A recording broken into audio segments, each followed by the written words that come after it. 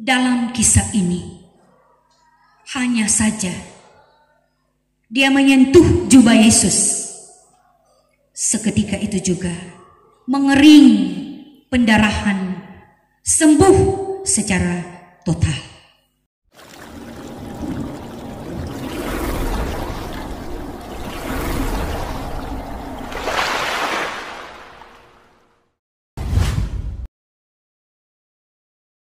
Bapak Ibu, saudara-saudaraku di dalam kasih Kristus, salam sejahtera bagi kita sekalian. Sebelum kita datang pada khotbah, kita telah dihentar dengan puji-pujian oleh Jemaat Kolom 6, tapi juga grup Mas Samper, Pria Pembapa Bukit Sion.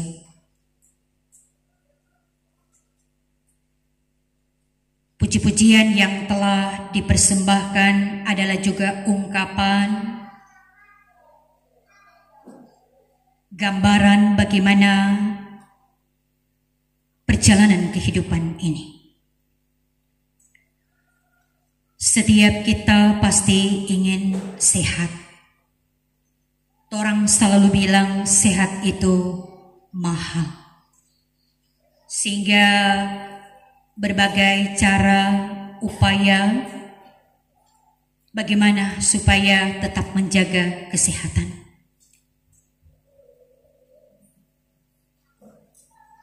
Kenyataannya yang dihadapi malah kalau mau dibilang begitu kompleks, begitu rumit, ada banyak penyakit yang mendera kehidupan manusia. Itu dalam kehidupan jasmani, pun juga dalam kehidupan rohani. Orang juga ingin sehat. Sehingga beragam pengalaman hidup untuk datang pada satu pengakuan mujizat keajaiban Yesus tiada taranya. Injil Markus menggambarkan bagaimana Yesus Kristus adalah Mesias. Mesias berarti yang diurapi, yang dinanti-nantikan sebagai seorang raja. Dialah Mesias yang melayani, menderita untuk menyelamatkan manusia.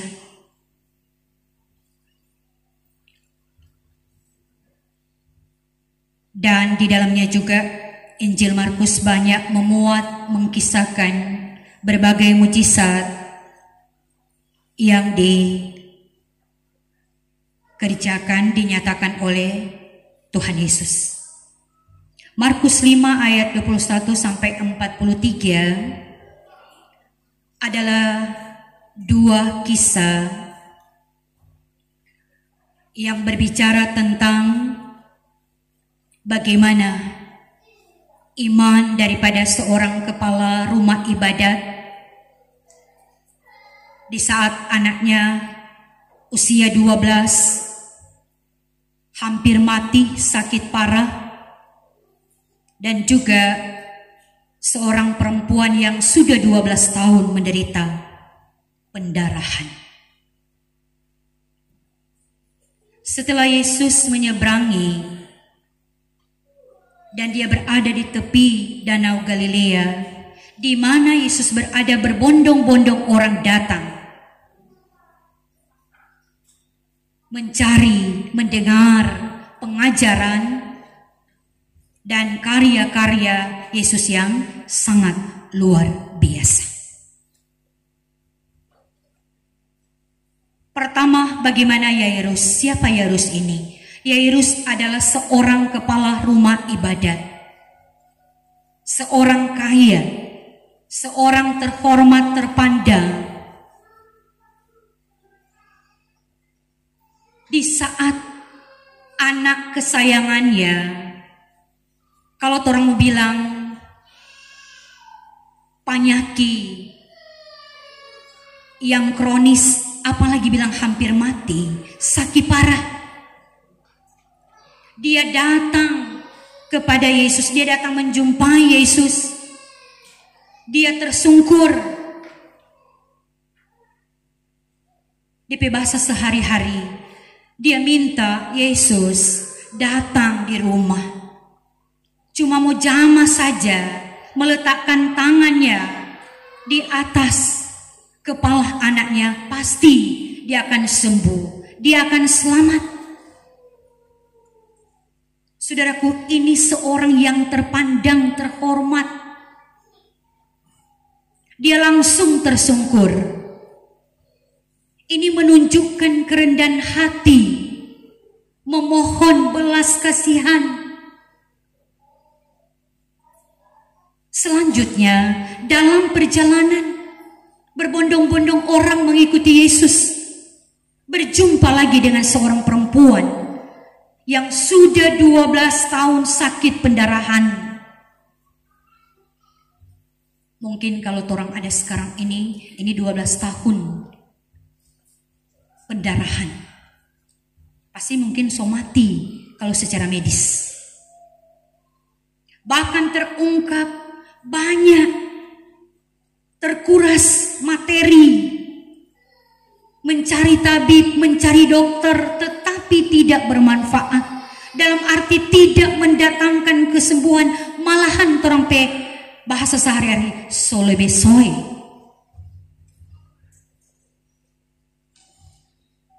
Apalagi saudaraku, penyakit pendarahan yang dialami oleh seorang perempuan di kalangan Yahudi, dia dikatakan najis. Jadi dia harus diasingkan, dia dijauhi. Apalagi dia tidak bisa masuk di bait Allah, cemar.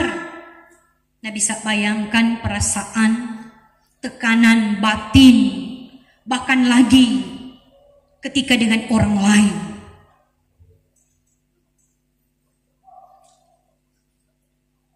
Dia juga berusaha dalam kisah ini. Hanya saja dia menyentuh jubah Yesus. Seketika itu juga mengering pendarahan, sembuh secara total. Memang ada reaksi. Bagaimana Yesus? Seolah ada sesuatu yang terjadi, ada yang menyentuh. Sehingga kita juga melihat reaksi daripada para murid. Memang takut. Ini seorang perempuan, dia takut dan gemetar. Tapi apa kata Yesus? Imanmu telah menyembuhkan engkau. Selanjutnya menuju ke rumah Yairus. Disambut dengan tangisan. Ada banyak orang yang ribut. Seolah-olah juga dalam perjalanan ada berita yang datang. Orang bahasa sehari-hari. Untuk apa li kok mau bawa tu guru? So mati, so percuma.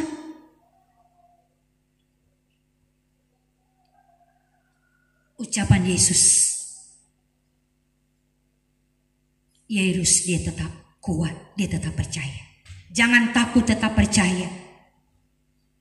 Memang ucapan Yesus menertawakan banyak orang yang menyaksikan pada waktu itu. Mana mungkin so mati? Tapi Yesus mengatakan dia tidak mati, tetapi tidur. Talitakum, hai anak, bangunlah. Banyak orang takjub dengan apa yang Yesus lakukan. Dari kisah ini ada dua peristiwa iman yang sangat luar biasa. Yairus seorang yang terhormat, terpandang, terkaya, merasakan tidak bisa berbuat apa-apa dengan apa yang dimiliki. Perjumpaan Yesus mendatangkan kesembuhan, pemulihan, kebahagiaan, dan keselamatan.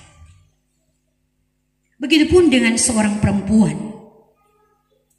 Perjumpaan dengan Yesus menyembuhkan dia, mengangkat kehidupannya, sangat berharga dalam pandangan banyak orang. Saudara-saudaraku yang kekasih dalam Tuhan, dari peristiwa dua kisah ini, tentu juga ketika diperhadapkan dalam kehidupan setiap kita, ada banyak juga pengalaman-pengalaman hidup teralami dalam kehidupan ini. Kita yang ada saat ini tidak ada yang bebas dari masalah kehidupan.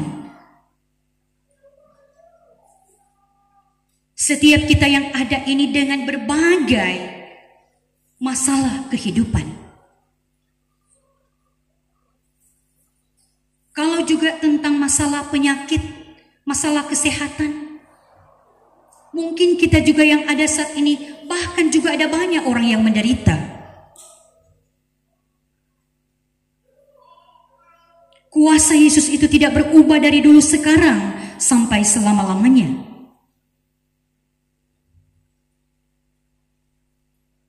Setiap kita ada pengalaman dengan Tuhan.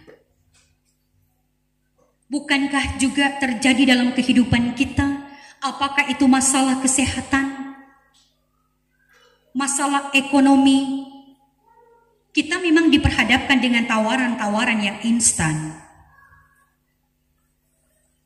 Karena kita ingin sembuh, kita ingin diberkati, kita ingin sukses, kita ingin bahagia. Tetapi terkadang cara itu di luar Tuhan.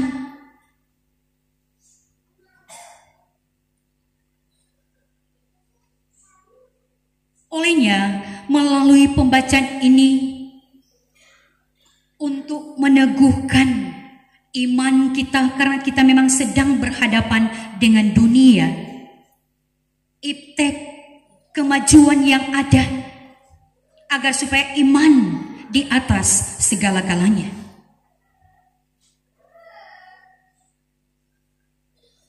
Karena dunia menawarkan di lini kehidupan tawaran-tawaran yang begitu menggiurkan, tetapi apakah bisa menjamin?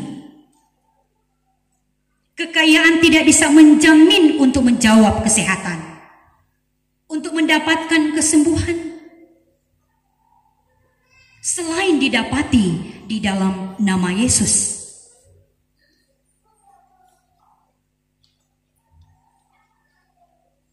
Melalui pembacaan ini, agar kiranya kita semakin beriman. Kita telah beriman, tetapi semakin beriman lagi. Karena terkadang ujian itu membawa pilihan bagi setiap kita. Penyakit tidak kunjung sembuh, mulai goyah.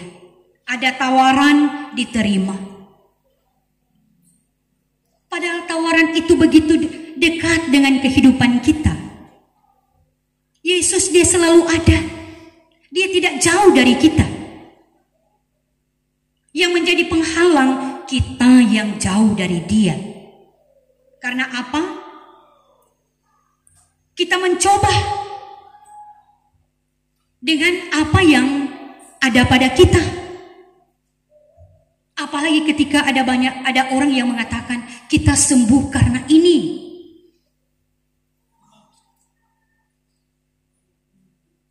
Tapi sebenarnya melahirkan ucapan iman setiap kita sembuh karena Tuhan, kita diberkati karena Tuhan. Pun juga banyak orang dengar, dokter ini jago. Ya dokter juga, media Tuhan. Tapi yang pertama Tuhan. Kita banyak kali mengidolakan, mengkultuskan. Padahal sebenarnya di atas segala-galanya adalah Tuhan. Dia berkuasa. Dia memulihkan. Dia menyelamatkan.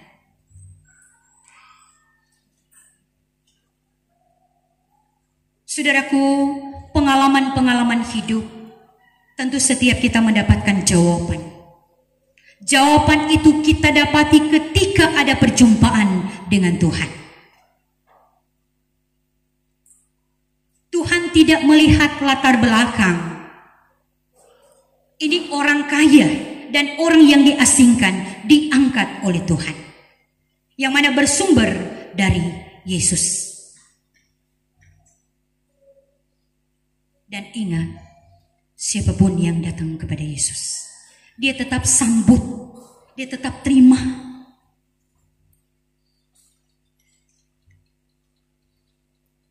Memang ucapan beriman itu begitu mudah. Yang sulit melakukan. Karena ketika kita diuji dengan waktu, kesabaran, banyak kali orangnya tidak sabar. Orang selalu mendahului kehendak. Padahal kesabaran itu adalah proses melatih kita. Sehingga melahirkan ajaib Tuhan. Luar biasa dalam kehidupan ini. Dan mengakhiri akan perenungan. Ada ungkapan bijak. Kalau kita kehilangan kesehatan, kita kehilangan banyak. Kalau kita kehilangan uang, kita kehilangan sedikit. Tetapi kalau kita kehilangan iman, kita kehilangan segala-galanya.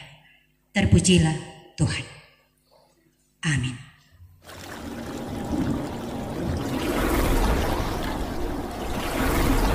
Ya, kita mendengarkan puji-pujian yang telah dipersiapkan.